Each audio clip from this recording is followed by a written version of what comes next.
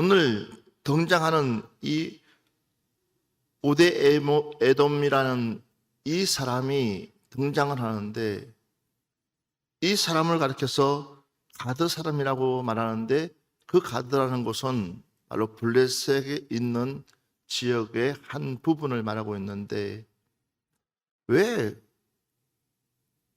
다윗이 이 사람에게 법궤를 이 사람의 집에다가 갖다가 놓으라 그랬을까? 그리고 이 사람 역시 왜 그 법궤를 가지고 자신의 집으로 들어갔을까? 이 사람 집에 들어가기 전에 사건이 일어나는데, 다윗이 군대를 동원해서 이제 법궤를 차지해서 가져오는 사건입니다. 그 사건 속에서 당연히 다윗의 입장으로서는 최고의 수레를 만들어서 그 위에다가 법궤를 놓고 이제 수레 위에 수금을 타면서 대대적으로 어쩌면은 큰 행사 아닌 행사를 가지고 위험을 가지고 출발을 합니다. 가는 도중에 아마도 그 수레를 메고 가고 있는 그 소가 뛰는 순간에 법궤가 뒤로 넘어뜨리는 순간에 우사가 그 법궤를 땅에 안 떨어뜨리려고 붙잡았습니다. 당연히 하나님의 그 중대한 그 법궤를 땅에 떨어뜨리면 안 되기에 우사는 당연히 자기의 책임을 다했습니다. 그렇지만 하나님은 그 우사를 그 자리에서 즉시 죽게 하셨습니다. 역대상 13장 11절 12절 시작. 여호와께서 우사의 몸을 찢으셨으므로 다윗이 노하여 그곳을 베레스 우사라 부르니 그 이름이 오늘까지 이르니라. 그날에 다윗이 하나님을 두려워하여 이르되 내가 어떻게 하나님의 궤를 내 곳으로 오게 하리요 하고. 우사의 몸을 찢었다 그렇습니다.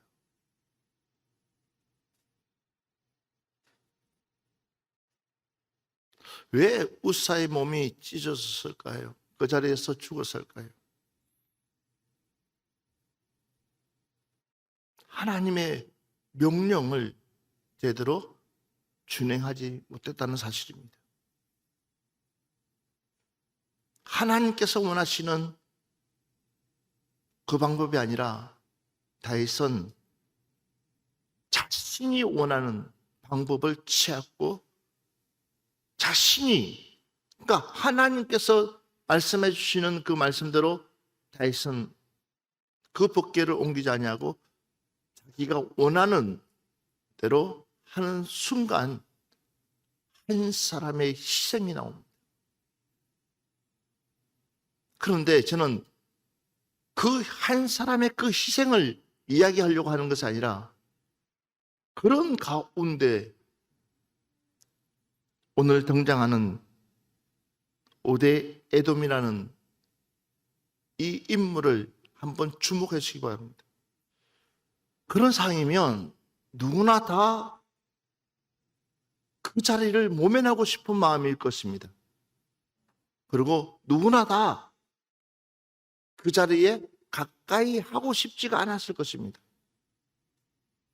그런데도 불구하고 이 사람은 사람이 죽어나가는데도 불구하고 하나님의 법궤를 메어서 자기 집으로 이끌어 가고 있다는 사실입니다. 저는 2024년도 우리 직분자들이 좀 이런 마음이 되었으면 좋겠습니다. 좋은 일, 내가 쉬운 일, 내가 하고 싶은 일은 누구나 다 할 수 있습니다. 뿐만 아니라 잘 되었을 때나 또한 내게 즐거운 일이 있을 때는 누구나 다 그 일을 감당할 수 있습니다. 그러나 참 어려울 때에, 가장 힘들 때에, 아무도 하고 싶지 않을 그때에 내가 그 사명을 감당할 때에 오늘 이 가정에게 하나님의 축복이 임한 것처럼 여러분들에게 하나님의 축복이 임할 줄 믿습니다. 사람들은 편안한 길 가기를 원합니다. 좋은 길 가기를 원합니다. 부담 없는 일들을 하기를 원합니다. 그러나 하나님의 일은 그렇지가 않습니다. 우리 교회가 23년이 되고 벌써 제가 목회의 길을 들었은 지가 거의 30년이 넘어가고 있습니다. 그런데도 한 번도 나에게 편안한 길 없었습니다. 한 번도 마음 놓고 푹 잘 수 있는 그 길은 아무것도 없었습니다. 그렇지만 되돌아보면 모든 것이 행복이었고 모든 것이 감사였고 여기까지 올 수 있었던 것은 바로 하나님의 은혜인 줄 믿습니다. 왜 그렇습니까? 설상 쉽게 가고 싶지 않는 길이라 할지라도 설상 그 길이 어렵고 힘든 길이라 할지라도 설상 그것이 내게 큰 부담이 되고 때로는 압박이 되어서 견딜 수 없는 그 길이라 할지라도 주님만 바라보고 나갔더니 하나님께서는 저에게 엄청난 축복을 주시고 또한 하나님께서 저에게 모든 것을 제가 하고 싶다는 것 하나도 안 이루어 주시는 것이 없었더라는 것입니다. 그 당시에는 어려웠고 그 당시에는 힘들었지만 그러나 우리 하나님께서는 내가 그 일을 순종했더니 그 일에 내가 따라갔더니 또한 그 일을 책임졌더니 하나님은 한 번도 나를 애면치 아니하시고 내 작은 호흡마저도 내 작은 소리마저도 하나님은 들어주시고 응답해 주시더라는 겁니다. 여러분에게 주어지는 직분은 무겁습니다. 여러분에게 주어지는 직분은 책임감이 따릅니다. 그러나 그 책임감 위에는 하나님의 숨어있는 축복이라는 것이 반드시 있을 줄 믿습니다. 역대상 13장 13절에서 14절 말씀 한번 보겠습니다. 다윗이 궤를 옮겨 자기가 있는 다윗성으로 메어들이지 못하고 그 대신 가드 사람 오벳 에돔의 집으로 메어가니라. 하나님의 궤가 오벳 에돔의 집에서 그의 가족과 함께 석 달을 있으니라. 여호와께서 오벳 에돔의 집과 그의 모든 소유에 복을 내리셨더라. 아멘. 그 법궤라는 그 자체는 무거웠지만 그러나 그것을 순종하고 자기 집으로 들여다 놨더니 어떤 일이 있냐면 집과 그의 모든 소유에 복을 내리셨느니라. 집뿐만 아니라 그의 모든 소유에게 하나님께서 복을 주었다라고 하고 있습니다. 다시 한 번 더 보겠습니다. 역대상 어떤 복을 주었는지 역대상 26장 4절부터 8절 말씀 같이 한번 보겠습니다. 오벳 에돔의 아들들은 맏아들 스마야와 둘째 여호사박과 셋째 요아와 넷째 사갈과 다섯째 느다넬과 여섯째 암미엘과 일곱째 이사갈과 여덟째 보올레데니. 이는 하나님이 오벳 에돔에게 복을 주셨습니다. 아멘. 계속했어요. 그의 아들 스마야도 두어 아들을 낳았으니 그들의 조상의 가문을 다스리는 자요 큰 용사라.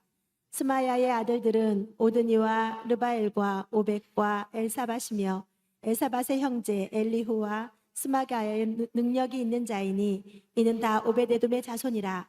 그들과 그의 아들들과 그의 형제들은 다 능력이 있어 그 직무를 잘하는 자이니 오베데돔에게서 난 자가 62명이며 아멘. 어떤 복을 받았습니까? 부담스러운 일이었지만 자기에게는 어쩌면 우사와 같이 죽을 수도 있는 그런 일이었지만 그러나 하나님의 말씀을 의지하고 순종했더니 하나님 말씀에 자녀들의 이름이 등장할 뿐만 아니라 그 가족의 수가 60이 넘는 그런 축복을 하나님이 주시더라라는 것입니다. 지금 당장은 내가 힘들어서 이 자리를 피하고 싶지만 그러나 하나님 앞에 하나님을 바라보면서 주님의 소망을 두고 그 일을 감당하면 하나님께서는 내버려 두지 아니하고 이런 놀라운 축복을 심지어는 후손까지에게 하나님은 보장시켜 주시더라는 거예요. 사실은 믿음 생활하는 일대가 제일 힘듭니다. 일대들은 개간을 하다 보니까는 그렇게 힘듭니다. 그 2대 때 정도 되면 그 땅이 어느 정도 좀 되면 조금 낫습니다. 그러나 3대, 4대, 5대가 내려가면 그 땅은 옥토가 되어 갑니다. 우리 신앙도 똑같습니다. 일대는 그냥 잘 개간된 땅들 만들어주는 겁니다. 그러나 그 다음 대에 가지나무도 그냥 열매 맺는 게 아니라 최소한 3년에서 4년 정도가 되어져야지만이 열매가 맺듯이 그 복을 받습니다. 이것처럼 봐보십시오. 이가 하나님의 일에 충성했더니 하나님은 그만두지 아니하고 그의 가정과 자녀와 후손까지 복을 주시더라. 여러분들이 올 한 해 비록 여러분들에게 무거운 짐이 될 줄 모르지만 올 한 해만 더 순종하면 또한 올 한 해만 더 이겨내면 반드시 하나님께서는 그 놀라운 은혜를 부어주실 줄 믿습니다. 창세기 39장 5절 말씀 한번 보겠습니다. 그가 요셉에게 자기의 집과 그의 모든 소유물을 주관하게 한 때부터 여호와께서 요셉을 위하여 그 애굽 사람의 집에 복을 내리심으로 여호와의 복이 그의 집과 밭에 있는 모든 소유에 미친지라. 아멘. 요셉이라는 사람 때문에 요셉이라는 그 인물 때문에 애굽 사람이 복을 받더라. 할렐루야. 아니 그냥 요셉은 그 집에 종으로 있는데도 불구하고 하나님은 그 요셉이라는 그 한 사람 때문에 도리어 그 집안이 복을 받게끔 허락해 주시더라는 겁니다. 바로 여러분들이 또한 여러분의 가정이 그런 복의 주인공 되기를 주의 이름으로 축원합니다. 그냥 나는 이 직장에 갔더니 이 직장이 나 때문에 훨씬 더 잘 되는 역사가 내가 어느 집에 가서 그 집과 같이 친교하고 만나고 함께 했더니 그 가정이 훨씬 더 잘 되는 복의 주인공이 되기를 주의 이름으로 축원합니다. 하나님의 사람의 영향은 이렇게 크다는 거예요. 비록 포로로 잡혀가가지고 비록 포로가 아니라 비록 종으로 팔려와가지고 그냥 그 집에 종살이 하는 것 불가한데도 불구하고 하나님은 요셉 때문에 그 가정을 축복해줬다라는 것입니다. 심지어는 요셉이 총리가 되는 순간에 하나님은 어디에 애굽을 축복해줬다라는 것입니다. 여러분들은 이런 선한 영향을 끼칠 수 있는 사람. 할렐루야. 올 한 해는 옆 사람 보면서 나 때문에 우리 옆 사람한테 보면서 나 때문에 당신이 큰 복을 받기를 바랍니다. 누구 때문에요? 그러니까 나는 이만한 존재라는 거죠. 그러니까 나 때문에 여러분들이 큰 복을 받았으면 좋겠습니다. 푸른 농산교 때문에 여러분의 가정에 큰 복이 임하기를 주의 이름으로 축원합니다. 지금 어렵다고 내려놓지 마시고 도리어 이때가 나에게는 최고의 기회라고 생각하시고 순종하는 그 순간부터 오늘 등장하는 이 인물 오베에돔이라는 이 인물의 가정처럼 그 후손의 복이 여러분 가정에게 임하시기를 주의 이름으로 축원합니다.